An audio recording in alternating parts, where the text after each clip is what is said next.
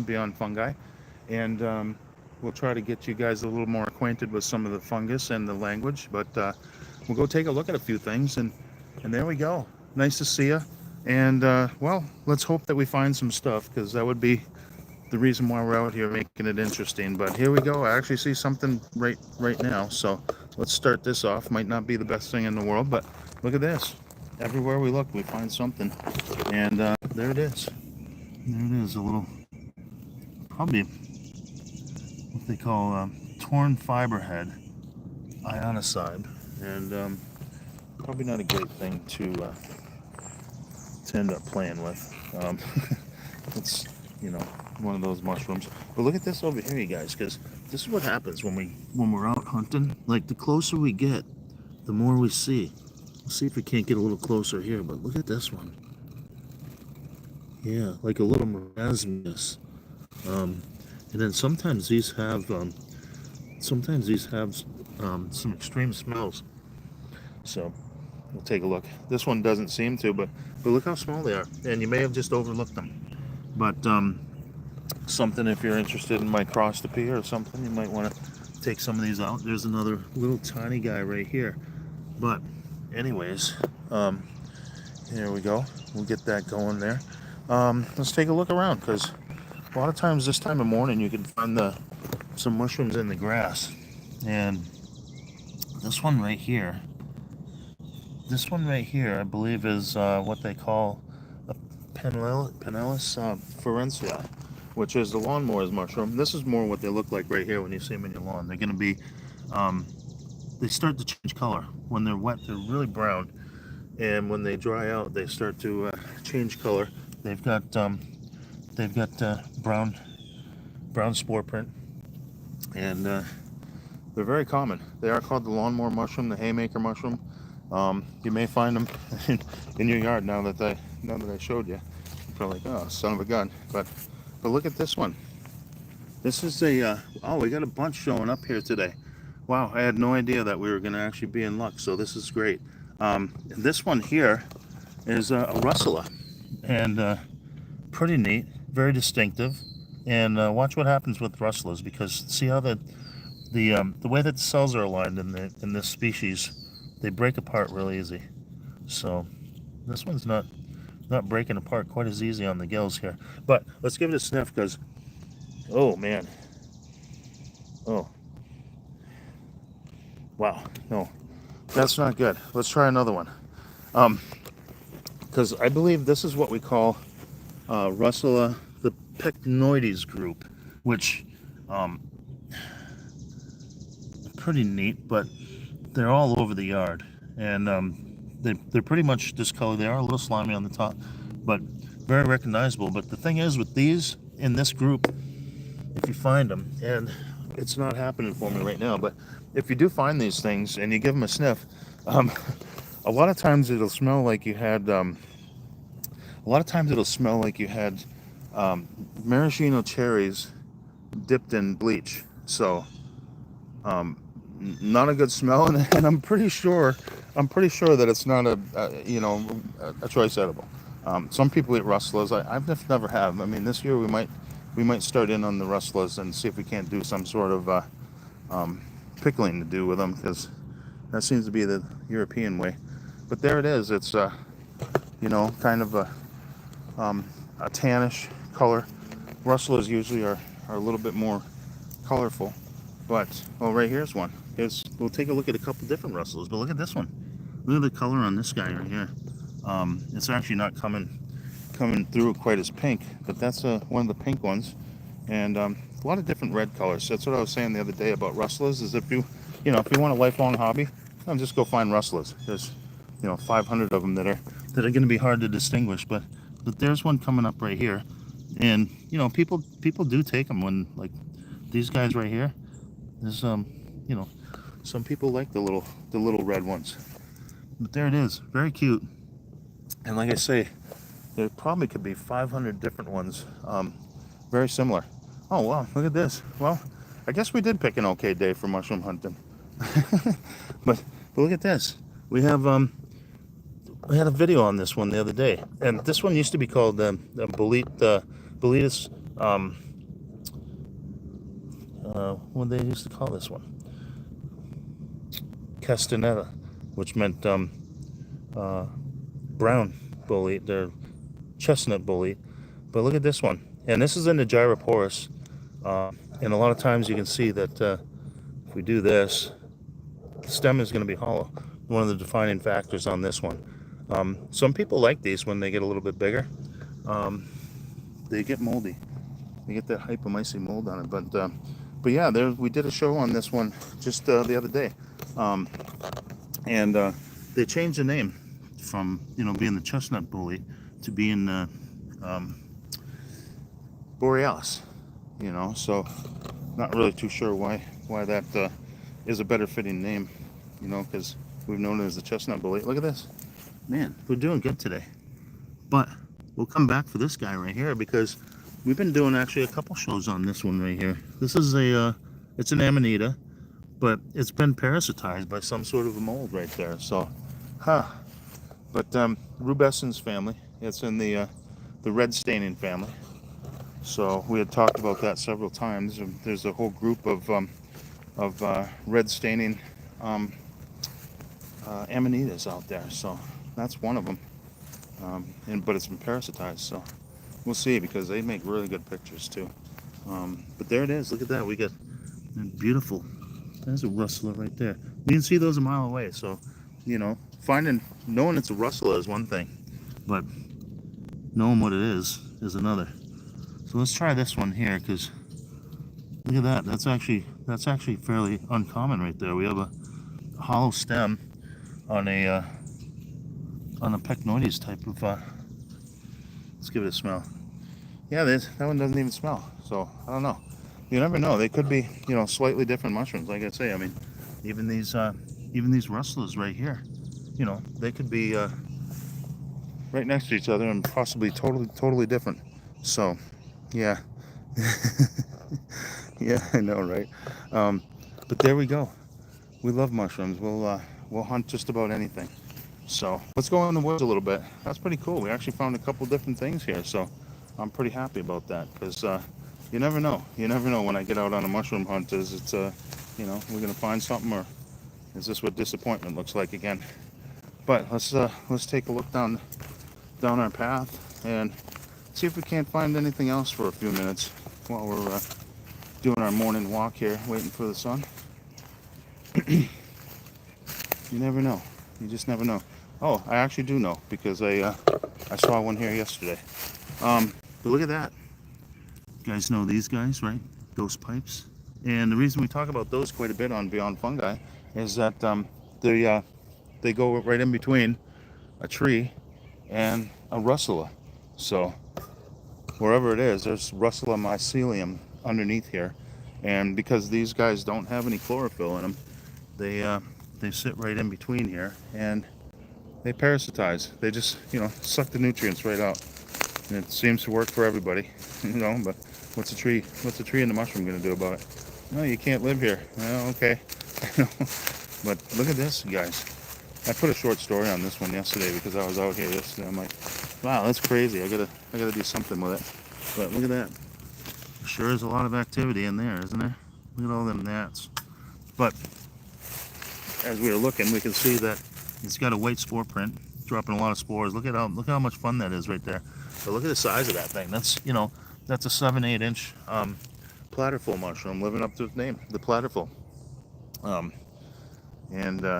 you're definitely not going to even try to eat it like that, but it does have a smell of raw potatoes and supposedly tastes like it. But the gills get serrated when they get older, so they end up being like a sawtooth.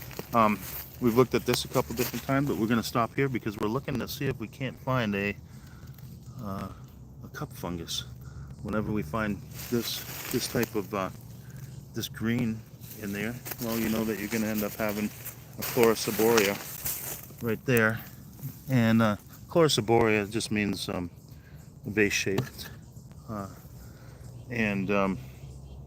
So if you do see the fungus that's along with this, it's actually little cups. They call them elf cups. We don't find them all that often. I do have a video on that one too. And look at this. Yeah, we're going to be finding some of these. We'll do a video on this again. Triple crown coral fungus. So I always enjoy seeing little triple crown. But there it is. There it is, a triple crown coral fungus. And just take a walk around and see if there's anything else out today. Pretty neat. I mean, not a terrible morning of mushroom hunting, but we're always looking for a little bit of different stuff in our life. And we talk about turkey tails quite often. And we'll see if we can't do a little reading on turkey tails to give you guys a little more information about turkey tails and what they can do for you, how easy they are to find and source. And, you know, be a mycologist before you know it. I know we have a bunch of our friends here that caught the mycology bug, so always happy to see that.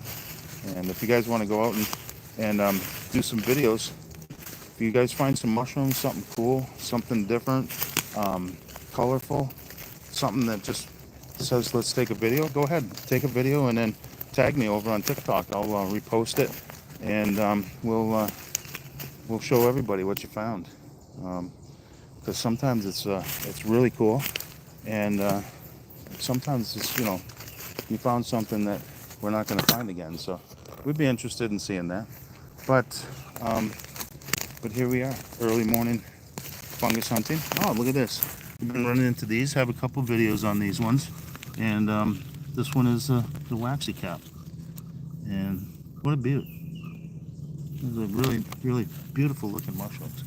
But there it is. It's the yellow one we've been running into. And we're waiting for a couple different colors to pop out. There usually is a wide variety of fungus out here. And that happens a lot on our mushroom hikes. There's gonna be one of these times we're going down, and it'll be good TV. Look at this, you guys. Ooh, that's sweet, isn't it? Look at that. I love that. I love that look of that. Look at that. So, pretty cool. We got the Amanita flavoconia, and we'll see a little bit of yellow stuff here, and it comes out of a base with a vulva on it, and these are the remnants of the egg-shaped thing. But Amanitas are just really cool looking, and they can be colorful components to your walk in the woods. So always cool to see. Always gets us a little excited. Gives us a start. You know, like, oh man, we found something. Yeah, pretty cool. Pretty cool. I always love to find stuff. You never know. It's like we were saying. I mean, the closer you look, the more you find. But here we go. Well, a couple more platterfuls. This has been the mushroom of the year of 2025. Platterful mushroom, and like I say, they can be monstrous. I mean, that's can be a big mushroom, and if you find them in the right thing, I mean, if you're adventurous enough, you could eat them. Those in the Plutus Savannah are kind of interchangeable, and they both kind of smell like raw potatoes and taste like raw potatoes too, from what I hear. But not in that condition. That's the thing. You know, you got to be pretty good at mushroom hunting in order to find them before the bugs do. So, but still doesn't stop us from trying to find them and identify them. That's really what we're about. But pretty cool. Oh, look at this. We got some more. See what I'm saying? I mean, these guys have just been everywhere this year. So, yeah. And as soon as we find the deer mushroom, we'll try to make the distinct difference between them. But these ones are going to have a little different structure and be a lot bigger. And the stem doesn't separate on the Plutus variety. Not only do they have pink spores, but the stem comes detached very easily. What do we got here? Some slime mold. There we go. You guys probably got some of that. I know people have been asking me about that lately. What's this stuff in my bark mulch? It's slime mold, and it can be really cool. Called a plasmodial entity. It's kind of like lichen, where it's made up of a couple different components. You know, it's not just slime mold is actually a conglomerate of a couple different things trying to pass through life being symbiotic with something else. Well, pretty neat. It would be even neater if it were yellow. And we find them in red over here too, on the side of our lot here. But let's take a look and see if we can find any more fungus. But you know, all's not lost. We found a few things, and we'll be back out on the trail, and we'll try to find some really cool stuff. We'll talk a little bit more about it and get a little bit more into detail. Oh, wait a minute, guys! Before we get too far off, there we go. Let me fly you in. But here we go. There's what they call dog vomit. Dog vomit slime mold. There you go. There you go. Beautiful color. Really pretty cool. But it seems like the mushroom season is just starting to pop here. We're coming up on the July season, so we'll really be starting in with a bunch of the bigger mushrooms, and we'll get really curious about some of the colorful ones too. There's going to be some really cool stuff coming up. There always is. A big turkey feather. Got a lot of those. I wanted to do a walk yesterday out here because there was turkeys, so I was going to be doing a little roaming with Roscoe with the turkeys, and well, I just didn't think I had enough time to make a quality video for you guys, take you along, but here it is. This is what we're doing, and I'm hoping you guys like taking a little walk with us, because we enjoy doing some fungus hunting, and we'd love to have you along so we can talk a little bit more about what we find, how it relates to our environment. Here's a Russula. Yeah, the squirrels love the Russulas. And you see how they break apart like that. That's just because of the way that the cells are aligned in that particular genus. But anyhow, not a bad little quick hike. We'll try to get you guys out on the path and get a little bit deeper. But it's not how far you go. It's really about what you're able to find.